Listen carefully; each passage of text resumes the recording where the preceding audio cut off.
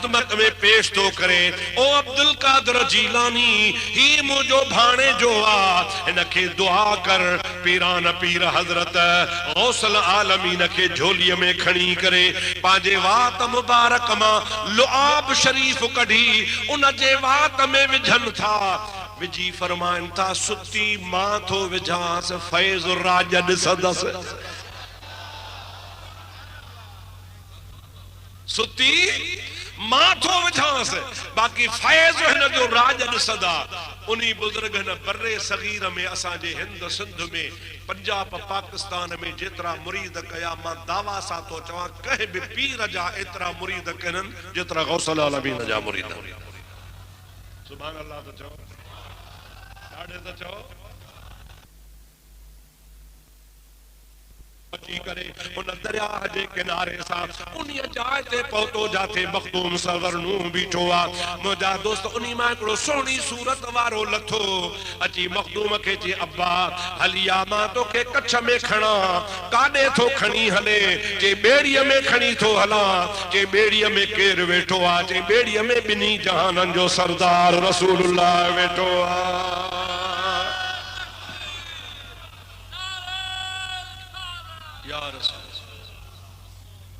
तू केड़ा जो मुखे खणण आयो आ?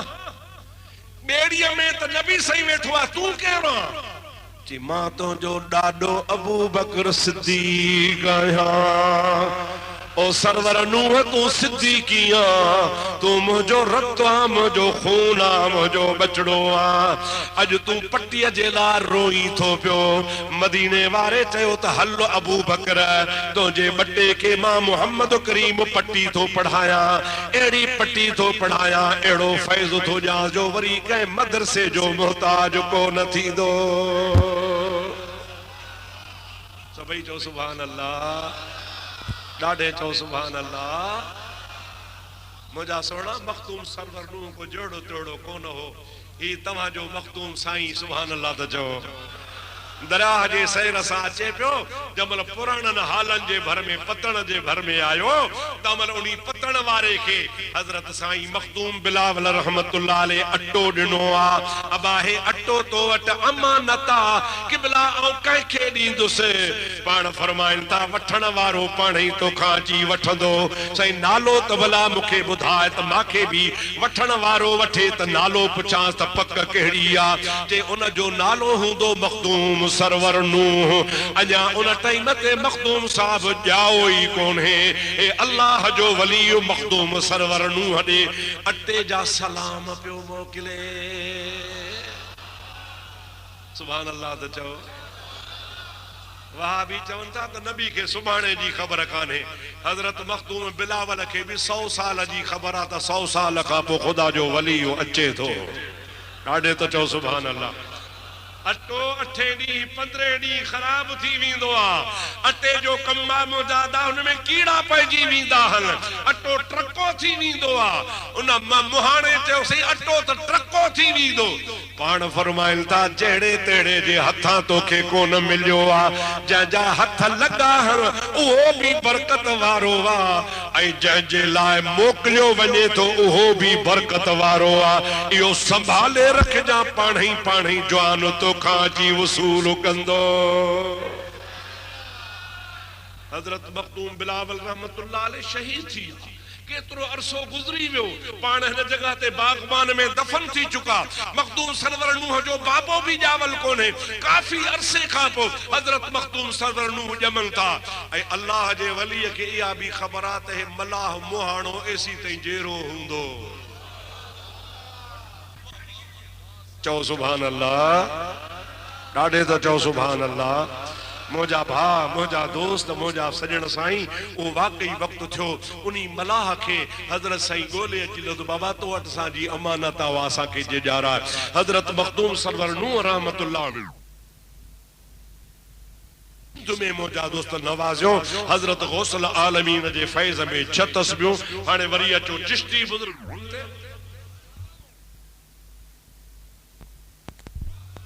चो सुभान अल्लाह।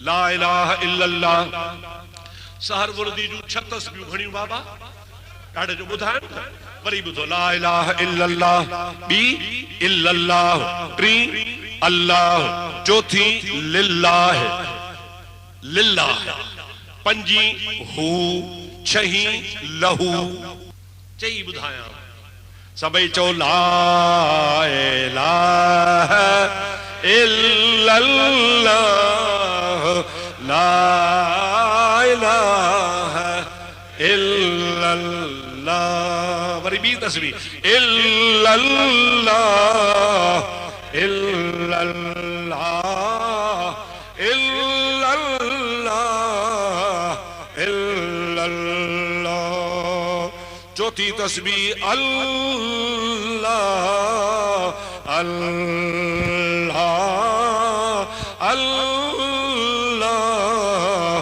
अल्लाह या टी तस्बीह चौथी तस्बीह लिल्लाह लिल्लाह लिल्लाह लिल्लाह पंजी तस्बीह हू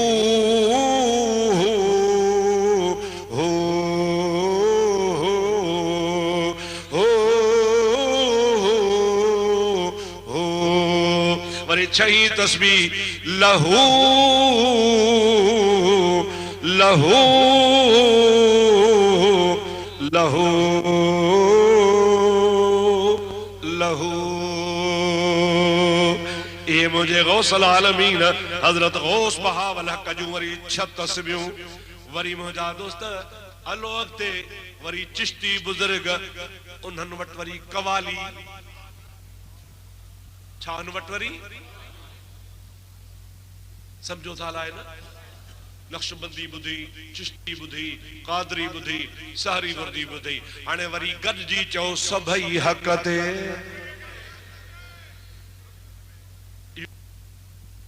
दिल में करे ॾाढे न करे उहो बि हक़ ते जेको ॾाढे करे दिल में न करे उहो बि हक़ ते जेको 4 तस्बीहूं करे उहो बि हक़ ते जेको 6 तस्बीहूं करे उहो बि हक़ ते इहो कीअं अचो तो सोने लतीफ को पुछो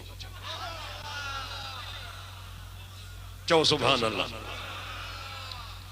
शाह साहब फरमाए तो कसर एक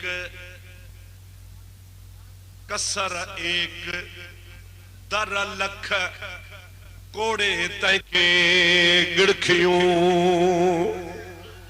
बंगलो हिकड़ो आ महलात हिकड़ी आ माड़ी हिकड़ी आ पर के हिन के हेडे भी दरियूं हेडे भी दरियूं हेडे भी दरियूं हेडे भी रोशनदान हेडे भी रोशनदान सारे जहान जो महबूब उन्हीं माड़ीअ में वेठो आ माड़ी हिकड़ी आ महबूब हिकड़ो आ पर महबूब के दिसण जे लाइ दर के ही हल कसर एक दर लख कोड़े तैखे गिड़खियूं जाडो कया परख ताडो सजण सामो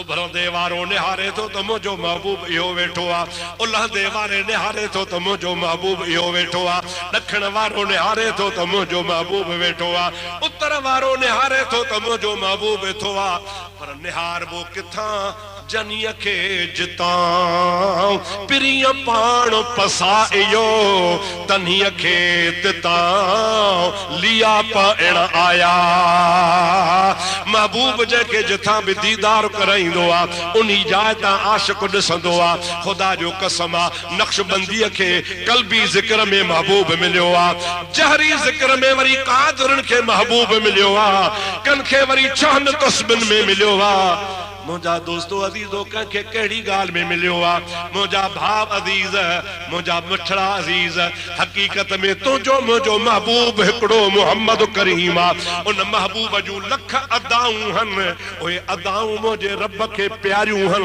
रब चवे तो सजे जहान में मुझे महबूब जूं अदाऊं पखड़ियूं हुजन सुभान अल्लाह चो सुभान अल्लाह हाणे नक्शबंदी भी हक ते, सहरवर्दी भी हक ते, कादरी भी हक ते, चिश्ती भी हक ते, अड़े तरीके से हनफी भी हक ते, मालिकी भी हक ते, शाफई भी हक ते, हंबली भी हक ते, सभई हक ते। इन्हीअ जे करे जो सभिनी वटि मुंहिंजे महबूब जे दीदार जो जलवो आहे। मुझे हबीब करीम अलैहिस्सलाम जी ये मुझे सामू बती आ। अब इन्हीं में खड़ी निहारो के बल्फ गाढ़ा हन, के बल्फ अच्छा हन, पर जे के पीला हुजन त पीला हन। बिजली जो रंग ही कोने, बिजली बेरंग आ। चो सुभान अल्लाह। बिजली डाढ़े चो बिजली, डाढ़े बिजली, पर वह बिजली अच्छे बल्फ में अच्छी नजर ईंदी, गाढ़े बल्फ में गाढ़ी नजर ईंदी, साए बल्फ में साई नजर ईंदी, पीले में पीली नजर ईंदी। ये बल्बन जा रंग जुदा जुदा हन। बिजली पंहिंजो रंग आहे ही कोन को। वो बिजली जंहिं बल्ब में ज़ाहिर थींदी आहे उते उन्हीं रंग में ज़ाहिर थींदी आहे। मुंहिंजा दोस्तो किथे हज़रत सरवर नूह जे रंग में ज़ाहिर थींदी आहे, किथे भिटाईअ जे रंग में ज़ाहिर थींदी आहे, किथे कलंदर शहबाज जे रंग में ज़ाहिर थींदी आहे, किथे रोज़े धनी रहमतुल्लाह अलैह जे रंग में ज़ाहिर थींदी आहे, किथे हज़रत मखदूम बिलावल जे रंग में ज़ाहिर थींदी आहे, किथे पीरन जे पीर अब्दुल कादिर जीलानी जे रंग में ज़ाहिर थींदी आहे। रंग जुदा हन। चो रंग बिजली हिकड़ी आहे। वो मुजादा जहड़ो बल्ब जो रंग हूंदो ओड़े रंग में ओड़े कलर में तोखे नजर ईंदी। खबरदार खबरदार सुन्नी मता चवी फलाणो घट फलाणो वध। तहां में त इहा आदत थी वई आहे मूं वारे पीर खां सा ॿिया त सभु हेठि। अगारो साईं सरहंदी साहब ॾाढी सुठी ॻाल्हि कई, मूंखे ॾाढी वणी। चई साईं असांजो पीर लासानी पीर आहे, माना हिन जहिड़ो ॿियो को आहे ई कोन। ॿिए जी तौहीन न कबी। चो ॿिए जी तौहीन, ॾाढो जो ॿिए जी तौहीन। हा, पंहिंजे पीर सां मोहब्बत वधीक कबी, पंहिंजे पीर सां मोहब्बत वधीक कबी, पर ॿिए खे घटि न चइबो। इहो तव्हां तरीक़ो छॾे ॾियो, हे फलाणी जमात जो आहे, हे फलाणी जमात जो आहे। न, बस चओ सभु या रसूल अल्लाह वारा आहियूं। सभु केरु आहियूं बा? ज़ोर सां चओ सभई केरु आहियूं? या रसूल अल्लाह चवण वारा आहियूं। सब मुझे हबीब करीम के सॾण वारा आहियूं। सब महबूब जा गुलाम आहियूं। सब महबूब जे दस्तरखाने तां खाइण वारा आहियूं। सब महबूब खां वठण वारा आहियूं। सभिनी खे ॾियण वारो मुंहिंजो हबीब करीम सल्लल्लाहु अलैहि वसल्लम आहे। मुंहिंजा दोस्तो अज़ीज़ो, सभिनी तरीक़नि जो अदब कयो, सभिनी तरीक़त वारनि खे सुठो भायो, सभिनी सां प्यार ऐं मोहब्बत कयो। जे महबूब फरमाए त मुंहिंजा सभु सहाबी हिदायत वारा, मुंहिंजो सब तरीक़त वारा हिदायत वारा, सब तरीक़त वारा भी ॾाढे जो सब तरीक़त वारा भी हिदायत वारा। अल्लाह से फरमा हस्बुकल्लाहु व मन इत्तबाअक मिनल मोमिनीन। मुंहिंजा महबूब मां अल्लाह बि तुंहिंजे लाइ काफ़ी आहियां ऐं जन मोमिननि तो ते ईमान आंदो आहे इहे बि तोखे काफ़ी आहिनि। जॾहिं हज़रत अमीर उमर इस्लाम आंदो उन्हीं ॾिहाड़े अल्लाह पाक वटां जिब्रील सगोरो इहा आयत खणी आयो। ऐं ग़ैब जे ख़बरुनि ॿुधाइण वारा अल्लाह तुंहिंजे लाइ काफ़ी आहे ऐं तुंहिंजे लाइ इहे बि काफ़ी आहिनि जन तो ते ईमान आंदो आहे। हज़रत अमीर उमर जूं टे ॻाल्हियूं ॿुधाए पोइ दुआ करे थो घुरां। सभई चओ सल्लल्लाहु अलैहि या मुझे हबीब करीम अलैहिस्सलाम जो फरमान आहे। पाण फरमाइन था मुझा सब सहाबी शान वारा, पर अमीर उमर जो अल्लाह पाक एडो त शान कयो आहे जो उमर फारूक जेको दिल में इरादो टलींदो आहे रब उहो फैसलो करे मोकिलींदो आहे। उमर रुगो इरादो कंदो आहे। छा कंदो आहे? जिक्र हीअं थिए। हज़रत उमर को ये चो जेकर थे अल्लाह से चवंदो आहे मुंहिंजा महबूब तुंहिंजे गुलाम उमर ये ॻाल्हि टली आहे, मां रब जो क़यामत ते कानून ठाहे थो छॾियां। हुज़ूर अकरम अलैहिस्सलाम जी ज़ात बाबरकात जॾहिं हज ते आया, सरकारे दो आलम अलैहिस्सलाम तवाफ फरमायो। तवाफ फरमाइण दे त फरमाईंदे आखिरी तवाफ जो हिस्सो आहे अल्लाह से तोखे असां के बैतुल्लाह जो तवाफ नसीब करे। मखदूम साहब जी दरबार में आमीन करता हलऊं। मुझे हबीब पाक अलैहिस्सलाम 6 भेरा पूरा कया, 7 भेरो नबी पाक शुरू कयो। हजरत अमीर उमर भी सोने नबी सही सां गड्डा महबूब करीम अलैहिस्सलाम जे ज़ात बाबरका जो 7 भेरो जमल चक्कर शुरू थियो। हजरत उमर के ख्याल थियो त जेकर हीअं हुजण खपे तवाफ खत्म कजे त मकाम इब्राहिम वट बरकातूं नफल पढ़जन तवाफ जूं। जेकर कम वाह जो ठही पवे अञा मुझे महबूब 7 चक्कर पूरो कोन कयो आ। अल्लाह पाक आयत नाज़िल फरमाई आ फत्तखिजू मिन मकाम इब्राहिम मुसल्ला। ओ मुझा महबूब मां रब करीम उमर फारूक जे राय मुताबिक कुरान करीम जी आयत नाज़िल फरमाया तो त मकाम इब्राहिम वारी जाए ते तवाफ खत्म करे बरकातूं नफल पढ़दा कयो क़यामत ताईं मुसलमानन ते वाजिबा। सभई चो सुभान अल्लाह, ॾाढे चो सुभान अल्लाह। हेॾे निहारियो जेके भी फ़िक़्ह आहिनि न सभिनी में इहो नफल वाजिब आहे। हनफन वट भी, शाफन वट भी, मालिकन वट भी, हम्बलन वट भी। मज़े जी ॻाल्हि त जाफ़रन वट भी। कंहिं वट बाबा फ़िक़्ह जाफ़री समझो था कोन था समझनि। असांजा सिंधी माण्हू मारहुईअ में सींध में मारहुई समझंदा ई न आहिनि। खुली बुधाए अबा शिया छा बाबा ॾाढे जो शिया शियन जे मज़हब में भी इहो नफल वाजिब। पर मां चवां तो त शिया तव्हां खे बा अदब अदब कया अर्ज़ कया नाराज़ भी न थिजो। कॾहिं सोचो अथव तवाफ पूरो करे जो नफल पढ़ो था इहो कंहिंजो रायो हो? यो सैयदना अमीर उमर जो रायो। उन्हीं सैयदना अमीर उमर जे राय मुताबिक अल्लाह पाक पांजे महबूब ते आयत नाज़िल फरमाई। रब सही फरमाए तो त क़यामत थी वेंदी मुंहिंजा हबीब तुंहिंजे गुलाम वारे राय के सॼे जहान वारा कबूल करे इन जाए ते नफल बीठा पढ़ंदा। रायुहु मुवाफ़िक़न बिल वही वल किताब। ओ अमीर उमर रज़ी अल्लाह ताला अन्हु जो रायो मुबारक कुरान करीम जे राय मुताबिक हूंदो हो। जी अल्लाह पाक जे दरबार में ख्वाहिश कंदो हो रब उन जी ख्वाहिश के पूरो फरमाईंदो। फ़िक़्ह जाफ़री वारन के भी मजबूर नफल पढ़ो थो पवे। पर मां उनके दावत फ़िक्र थो ॾियां सोचो इहो नफल पढ़ो था या तव्हां खे ख़बर हुजण खपे त कंहिंजे करे आ। इहो जेको नफल आहे सो हुकुम अल्लाह जो आहे पर रायो सोहणे फारूक आज़म जो आहे। हिक ॻाल्हि ॿी ॻाल्हि मुंहिंजा दोस्तो अज़ीज़ो मुसलमान भाइरो सभई चओ सुभान अल्लाह। इस्लाम में पहिरियां पर्दो फर्ज़ कोन हो। चओ सुभान अल्लाह। पर्दो धारी औरत जे मुंहुं नाहे चढ़णो। धारी औरत के मर्द न ॾिसे। धारी औरत धारे मर्द के न ॾिसे।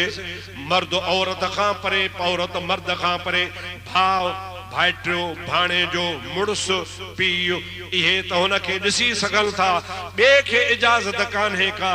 अल्लाह पाक जी ज़ात बाबरकात पर्दो कुरान करीम में फर्ज़ फरमायो पर इब्तिदा इस्लाम में फर्ज़ कोन हूंदो हो। एतिरे क़दुर जो महबूब मुहम्मद करीम जे घर में सभई असहाब ईंदा वेंदा हा। चओ सुभान अल्लाह। महबूब जे घर वारन के पांजू अमड़ियूं समझंदा हा। छा समझंदा हा?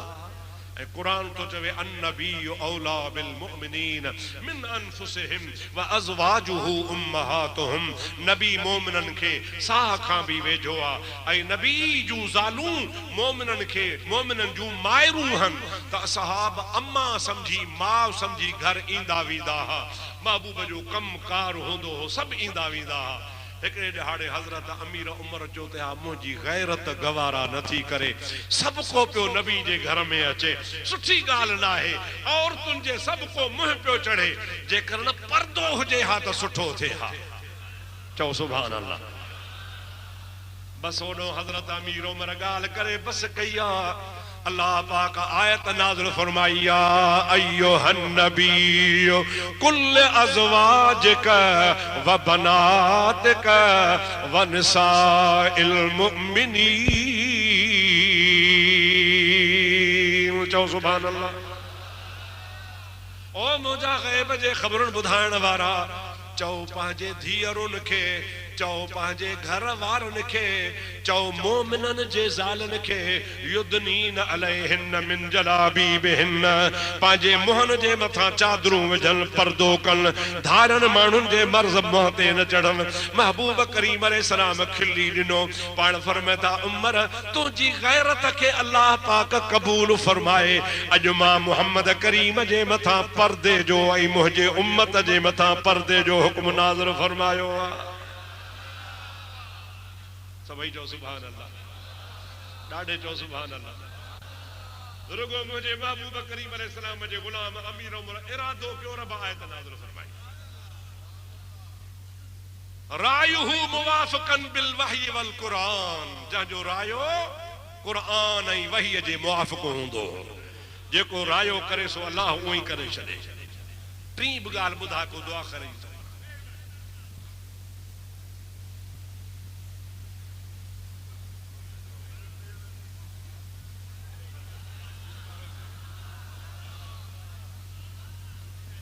हाजिर से हाजिर हाजिर हाजिर सल्लल्लाहु अलैका या रसूल अल्लाह वसल्लम अलैका या हबीब अल्लाह ॾाढे ॾाढे सल्लल्लाहु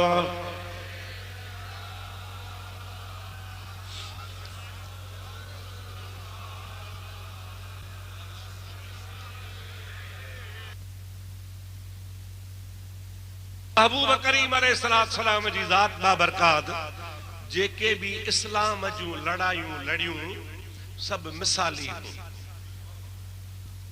महबूब जूं कुर्बानियूं मिसाली सहाबन जूं कुर्बानियूं मिसाली असहाबन जे मथा इम्तिहान आज़माश वक्त आयो मिसाली वफादारी उन्हनि जी मिसाली पर बदर बदर आ सही अल्लाह से कुरान पाक में फरमायो वलक़द नसरकुमुल्लाहु बिबदरिन व अंतुम अज़िल्लह ओ मुझे महबूब करीम जा गुलाम हो अवां तमाम कमजोर हुयो अवां तमाम थोरड़ा हुयो अवां तमाम घट हुयो पर मां अल्लाह पाक तवां जी बदर जे मैदान में मदद फरमाई 1000 काफर असहाब 313 काफर घणा बाबा मुसलमान घणा हर एक काफर के बब तलवारूं हर एक काफर के बब घोड़ा हर एक काफर जे ला अंबार राशन जा ऐं महबूब जे गुलामन जो थे उनके पास 2 घोड़े 6 ज़रहे 8 शमशीरें बदलने आए थे ये लोग दुनिया भर की तकदीरें 313 तलवारूं 8 भला छा जो सहारो न तेगो तीर पर तकिया न खंजर पर न भाले पर भरोसा था तो उनका एक काली कमली वाले पर भरोसा था तो एक काली कमली वाले पर। खुदा जो कसम बुखायल हा, खुदा जो कसम पेट खाली हा, खुदा जो कसम हथे खाली हा। पर जमल चोॾहीं जे चंड जहिड़े चेहरे ते नज़र पवंदी ही बुखूं लही वेंदियूं, सूर लही वेंदा हा, गम दुख विसरी वेंदा हा। मुहम्मद करीम जे दीदार खां भी मज़बूत थी वेंदे। हज़रत अबू बकर सिद्दीक़ तो चए हेॾो असां लड़ाईअ में मशगूल हूं, हेॾो मुंहिंजो मुस्तफ़ा दुआ में मशगूल। मुझे हबीब जा एतरा हथ मथे था, एतरा हथ मथे था जो पाण मथे कंदे कंदे कुल्हनि मुबारक तन चादर किरी पई।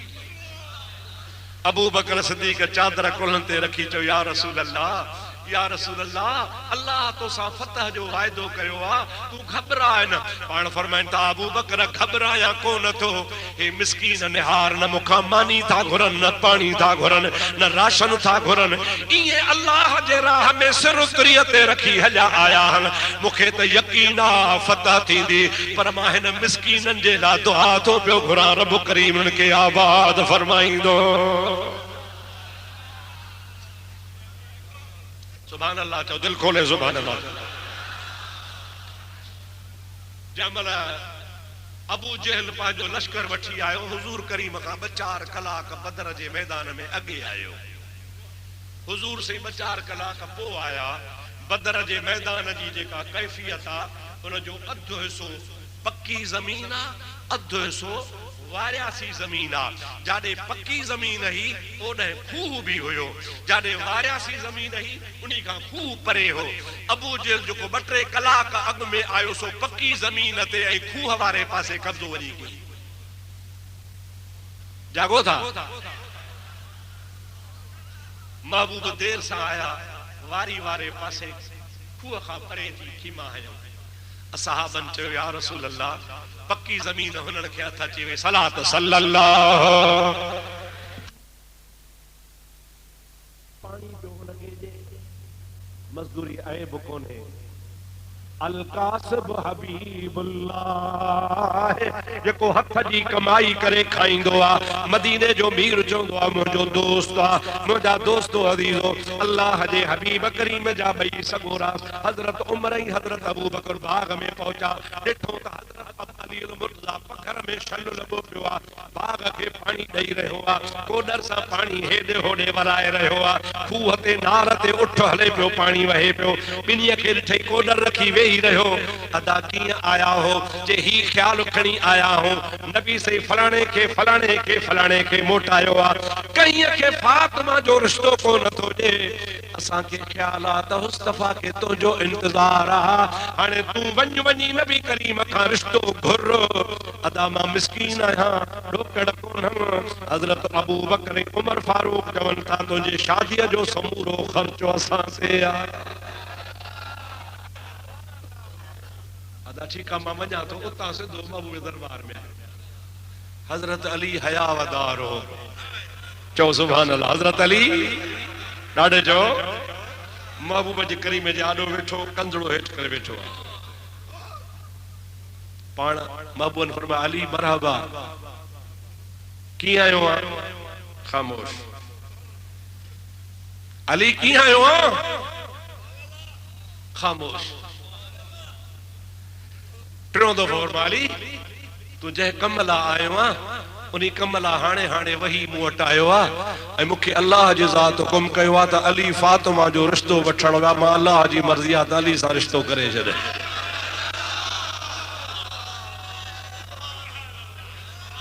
चओ सुभान अल्लाह। अली बि अली आहे, फातिमा बि फातिमा है। हुजूर करीम सल्लल्लाहु अलैहि वसल्लम फरमाइंदा हा तमरुल फातिमा अल सिरात, याद रखो मुझी फातिमा जो उहो शान आ क़यामत जो दिहाड़ो थींदो। अल्लाह से फरमायो आ व इन मिनकुम इल्ला वारिदुहा व कान अला रब्बिका हतमम मक़दिया। क़यामत जे ॾिहाड़े पुलसरात तां सभिनी खे लंघणो पवंदो। पीर पैगंबर नबी वली गौस कुतुब आलिम दरवेश गुनाहगार सब पुलसरात तां लंघदा। अल्लाह फैसलो कयो आ जमल मुंहिंजी खातून जन्नत पुलसरात ते ईंदी। नादा मुनादिन अल्लाह जे तरफ खां ऐलान कयो वेंदो उद्दू अबसारकुम या अहलल हशर। ओ पीर हुजो पैगंबर हुजो नबी हुजो रसूल हुजो पांजू अखियूं हेठ कयो जो खातून जन्नत 70,000 औरतुन जे हूरुन जे पर्दे सां पर्देदार नबी जी न्याणी जन्नत ॾे थी वञे। अखियूं पूरियो मथां कहजी फातिमा जे मथां नज़र पइजी वञे। रसूलुल्लाह फरमाए तो नबियन जा कंध झुकी वींदा रसूलन जा गर्दन झुकी वींदा। अल्लाह जे हुक्म सां सभई पंहिंजूं अखियूं बूटे छॾींदा त भली सोने नबी जी पर्देदार न्याणी बा इज्जत तरीक़े सां जन्नत ॾे रवाना थी वञे। सभई जो सुभान अल्लाह, ॾाढे चओ सुभान अल्लाह। मुझे महबूब जी बचड़ी आ, मुझे महबूब जी हयादार न्याणी आ, मुझे महबूब करीम अलैहिस्सलाम जी वफादार न्याणी आ। खुदा जो कसम आ मिशका शरीफ में हदीस लिखी पई आ महबूब करीम पंहिंजे घर वेठा हूंदा हा खातून जॾहिं साम्हूं ईंदी रसूलुल्लाह उथी बीहंदा। आई फातिमा ज़हरा खे वठी पंहिंजे महबूब करीम पेशानी ते बोसा ॾींदा हा। बोसा ॾेई पंहिंजे साॼे पासे विहारींदा हा। आई पाण दुआ कंदा हा। संदुस मथे मुबारक ते हथ रखंदा हा। फातिमा अल्लाह मूंखे चयो आहे त तूं मंझां मुंहिंजो नस्ल हलंदो अल्लाह तुंहिंजे नस्ल में बरकत विझंदो। चओ सुभान अल्लाह। तेरी नस्ल पाक में है बच्चा बच्चा नूर का। चओ मुस्तफा जो सॼो घराणो नूर नूर त चओ ॾाढे चओ मां ख़ुशि थियां। तेरी नस्ल पाक में है बच्चा बच्चा नूर का। तू है आईने नूर तेरा सब घराना नूर का।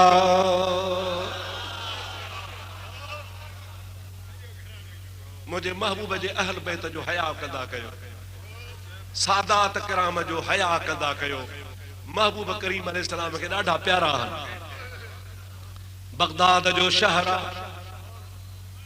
बहकड़ा सैयद शहजादा सियारे जी शाम जो टाइम आ। मुसाफिर कई बे मुल्क खां विया पे बे पासे बगदाद जे शहर में हुन जो सिज लही तो वञे। पुछा कयूं अबा हिते को आहे को ओता कधणी को तॾे थूणी वारो असां रात रहंदासीं तो सुबह वेंदासीं। हिकिड़े माण्हूअ चयो से साम्हूं मुसलमान आ ऐं अमीर माण्हू आ तमामु सुठी हुनजी ओताक आ। मुसाफ़िर खाने खां माण्हू इते अची टिकंदा आहिनि। तव्हां उन वटि वञो ऐं तव्हां हुनखे ॿुधाईंदो तव्हांखे रहाईंदो। मुजादा ॿई शहज़ादा सिज लथो ॿुॾ तर में आ। अस्सलाम वालेकुम वालेकुम सलाम। उन ओताक धणी चयो तव्हां बाबा केरु आहियो? चई असां सैयद आहियूं। चओ सुभान अल्लाह। केरु आहियूं? कुदरत खुदा जी का हुन जी थी फिटे। सैयद आहियो? चई हा। सैयद आहियो त शुजरो ॾेखारियो। सब को सैयद ईअं सैयद बस शुजरो शुजरो पीढ़ी जो को नसब नामो। उन्होंने चयो मिली असांखे कहिड़ी ख़बर त असां पीढ़ी नामो खयूं वठूं सभु को खणी त कोन घुमंदो। असां सैयद ऐं रहाए त रहाए जे न त तुंहिंजी मर्ज़ी कि हलो हलो ईअं सुण बि मानी खाइण लाइ सभु को सैयद सॾाईंदो आहे। शुजरो हुजेव त रहायाव जे नाहे त ठहियो हलो। मायूस थी ॿाहिरि निकिता। साम्हूं हिकिड़ो यहूदी जो घर हो। उन जो नूरानी चेहरा ॾिठा। शहज़ादनि खे फिरी आयो। अब्बा केरु आहियो? कि असां सैयद आहियूं सोने मोहम्मद करीम जा बचड़ा आहियूं। पुछा गाला परेशान छो थिया आयो जे ये मुसलमान जे घर वयासे असा के रहा यही त कोन पर चई त शुजरो ॾेखारियो दड़का ॾेई कढी छॾियो अथई हाणे असां मायूस आहियूं रात काथे गुज़ारियूं सियारे जी रात आ उन चयो सही ॻाल्हि ॿुधो मां आहियां यहूदी पर मुशरिक न आहियां हराम खोर न आहियां अहले किताब आहियां अहल किताब जो खाइण तव्हांजे शरीयत में भी जाइज़ आ जे अज मुझे घर रहो तमा पांजू अखियूं विछाया अज तवाजे लाइ मां पांजा बिस्तरा विछाया अवां जी खिदमत कया ऐं मां तवा के हलाल जो खाधो खाराया विछाया अवां जी खिदमत कया ऐं मां तवा के हलाल जो खाधो खाराया अज तो मुझो भागा जो मुसलमानन जे नबी जा बचड़ा मुझा मेहमान था थियन पिया शहजादन चो तो ठीक आ शरीयत पाक में अहले किताब जो खाइण जायज़ आ बशर्ते कि हराम खोर न होजे मुशरिक न होजे ऐं हराम हुन जे घर में न पचे त अहले किताब न अल्लाह जे वहदानियत के मञण वारो पाण बई शहजादा रही पिया पंहिंजी ज़ाल खे चयो ॻाल्हि ॿुध अॼु ईद खां वधीक ताम तयार कर आला खां आला बिस्तरा माई मेहमान आहिनि जे मुसलमानन जे सरदार मोहम्मद नबी जा बचड़ा मुझा मेहमान माई बच्चा सजी रात खिदमत में रहा ताम खाराए पियारे आराम कराए सुम्ही पिया यहूदी भी सुम्ही पियो अहल बैत भी सुम्ही पिया ओ मुसलमानन जो वडेरो पांजी ओताक ते सुतो पियो होजे आधी रात जो ख्वाब लधई त क़यामत थी वई आ ऐं मानू डोड़ंदा मैदान माशर दे वञन था ही भी उथी वठी भगो भजंदो वने त सामो सोन जी दीवार आ सोन जो दरवाजो आ चो इनी में अंदर जन्नत आ इनी दरवाजो जन्नत जो आ अञा जो जन्नत जे दरवाजे ते पहुंचे एकड़ो नूरानी चेहरे सा कुर्सी रखियो वेठो आ मानुन जो कतारूं लगियूं पयूं आहिनि बाह खां वठंदो अंदर जन्नत में मोकलींदो पियो वञे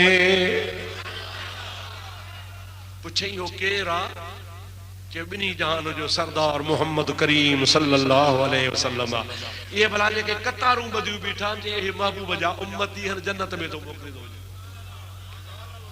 हे भी सीट जी अची कतार में बीही रहियो मुसलमान आया पर अञा जो निहारे त ब मानू छडे टे मानू अग्या ओ यहूदी भी बीठो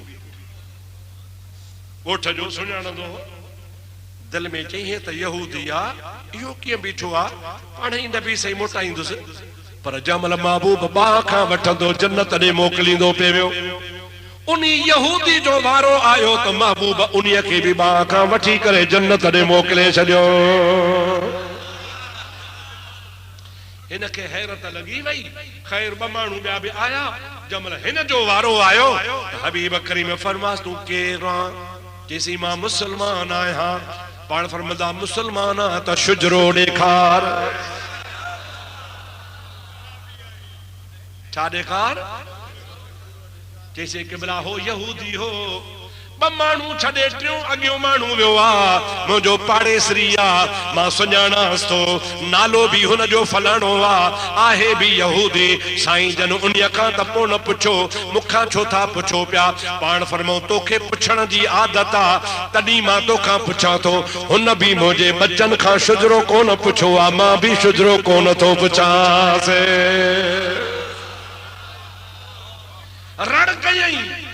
रड़ कयई त जागी पियो त खट खां किरियो पियो आ पघरियो पियो आ दिल में समझई त मूंखे धक्को किथां लॻो आ आधी रात जो भगो जे ये यहूदी वट टिकिया पिया वञी उथारिया भगो वञी आधी रात जो दरवाजो खड़कायई यहूदी उथी आयो रोब कई तू यहूदी आ तुझो छा वने ये शहजादा मुखे दे असा जे नबी जी औलादन असा इनके रहाइंदासे तो छो रहाया यहूदी खिली दिनो अदा तोखे कोन दींदुसे तो रात पाण डिठो आ त मोहम्मद मीर मुके इन्हन जे सदके जन्नत दे मोकले छजो आ तोखे नबी करीम जन्नत खां धके छजो आ तो जी वाह खत्म थी वई आ इन जे सदके त रब करीम जी ज़ात मुखे जन्नत रवानो फरमायो महबूब जे हथ में जन्नत आ जंहिंखे महबूब जन्नत ॾे मोकिलींदो आहे उहो जन्नत में वेंदो आहे।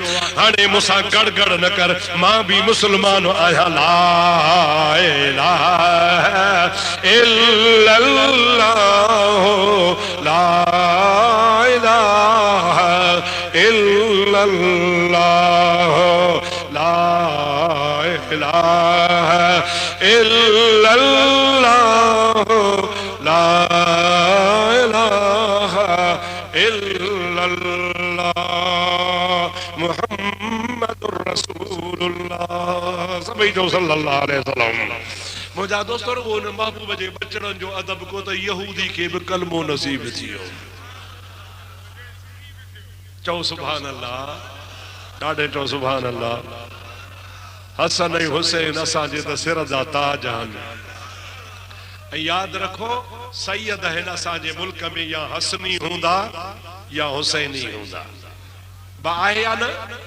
खातून जन्नत के पुटड़ा हुया ॿ, हिकिड़ो इमाम हसन, ॿियो इमाम हुसैन। जेके हुसैन हसन जी औलादनि से हसनी सॾिबा आहिनि। ऐं उन्ही हसननि में मशहूर शख्सियत अब्दुल कादिर जीलानी आहे। चओ सुभान अल्लाह। वरी हुसैनी सादात आहिनि। उन्ही हुसैनी सादात में भी सिंध में भी घणा पीर आहिनि जेके हुसैनी आहिनि। असांजो मुर्शिद करीम हजरत पीर सईद मोहम्मद राशिद ऐं तव्हांजो पाड़े वारो हजरत शाह सदरुद्दीन लकी शाह सदर वारो इहो भी हुसैनी आहे। लकियारी जेके भी अथव सभु हुसैनी आहिनि। चओ सुभान अल्लाह, ॾाढे चओ सुभान अल्लाह। ये सब मुझे महबूब जा बचड़ा हन, पर खुदा जो कसम आ सभई पंहिंजो मटु पाण हन। पर जेका करबला मल्हाई सा हुसैन मल्हाई।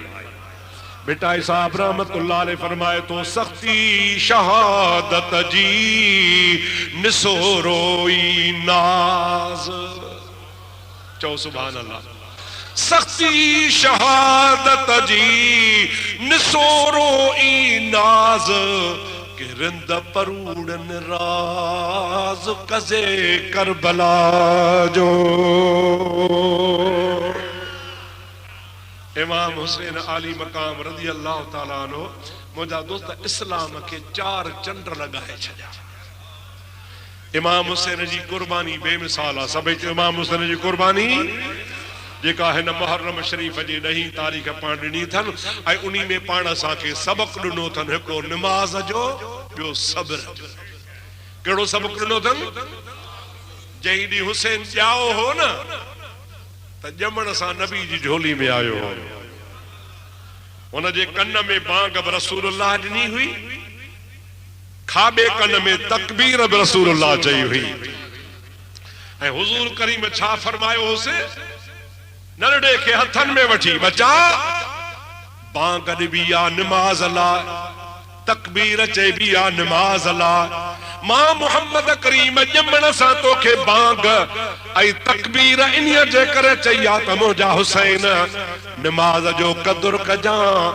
हुसैन हुयो त नंढड़ो, ॻाल्हाए त कोन पियो, पर ज़ुबान सां हाल वारी ज़ुबान सां पियो चवे।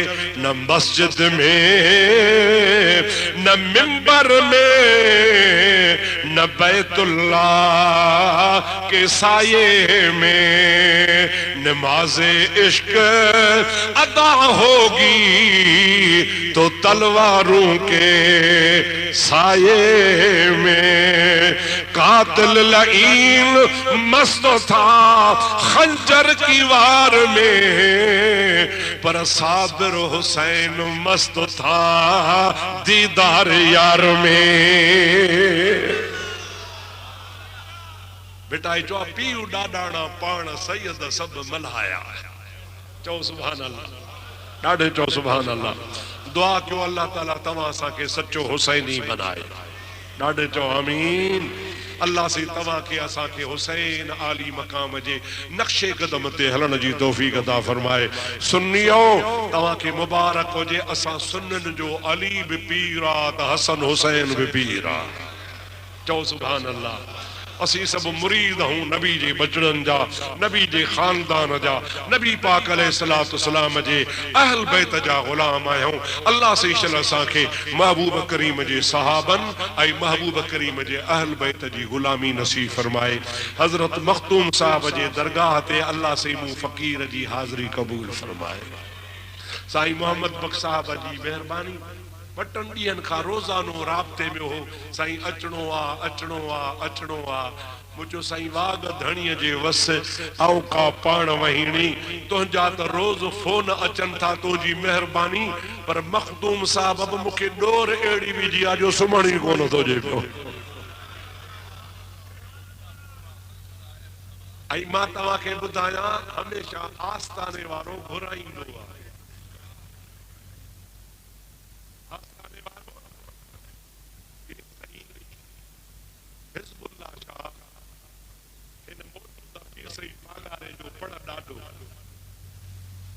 उन्हनि जे ज़माने में हिकिड़े लाड़ जा फ़कीर पे आया, सांगड़ जे इलाइक़े मां प्यादल पे लंघिया। हिकिड़ो फ़कीर वेठो पेहे ते जूअर जी झार वेठे हकले। फ़कीरनि हिक ॿिए खे सलाम सुञातो, सलाम वलाम कयूं। अबा काॾे था वञो? चई दरगाह शरीफ़ ते था वञो। पेहे वारे फ़कीर चयो मिली दरगाह ते मुंहिंजे लाइ बि दुआ घुरजो, पीर साईं खे सलाम में ॾिजो। हाज़िर साईं फ़कीर अॻिते रवाना थिया।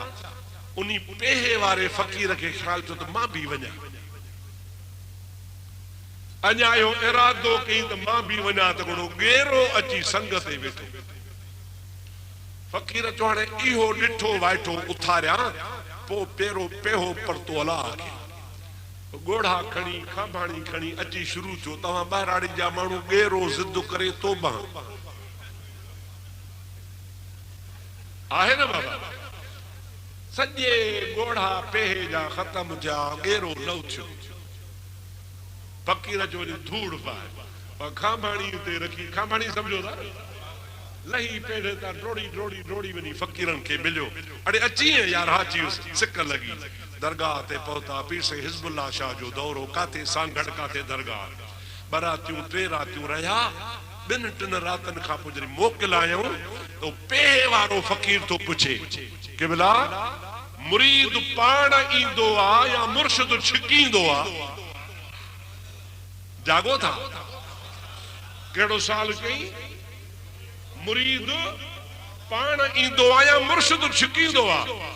पीर से हिज़्बुल्लाह शाह फरमाइन था, अबा जे पाण अचे हा त गेरो उथारे पो अचे हा। पाण अचे हा त गेरो उथारे पो अचे हा, पर गेरो उथारे कोन आयो त उनखे मुर्शिद डोर विधी हा। तो अब्दुर्रहीम पाण कोन आयो आ, हज़रत मखतूम साहब आयो आ। मुझा दोस्तों दुआ क्यों अल्लाह से तवाजी असांजी हाज़री कबूल फरमाए। अल्लाह करे ही आस्तानो क़यामत ताईं आबाद होजे, इन आस्ताने जा खिदमत गुज़ार भी आबाद होजन, इन आस्ताने जा पांधियड़ा भी शल सलामत होजन। हिते जेका बरकत वारियूं ॻाल्हियूं थियूं उन जे सदके मौला असांजूं बीमारियूं दूर फरमा, असांजा कर्ज मर्ज आजा फरमा, असांजे रिज़्क रोज़ी में बरकतूं ॾे, बे औलादनि खे सियाल औलाद अता फरमा, आसमान ज़मीन जे आफ़तुनि खां पनाह ॾे। हिते जेके भी खाली झोलियूं खणी आया सभिनी जूं झोलियूं भरपूर फरमा, उन्हनि जे सदके मूं मिस्कीन जूं दुआऊं कबूल फरमा। साईं मोहम्मद बख्श साहब अला दुआ कयो अल्लाह से उनखे आबाद फरमाए, उन जे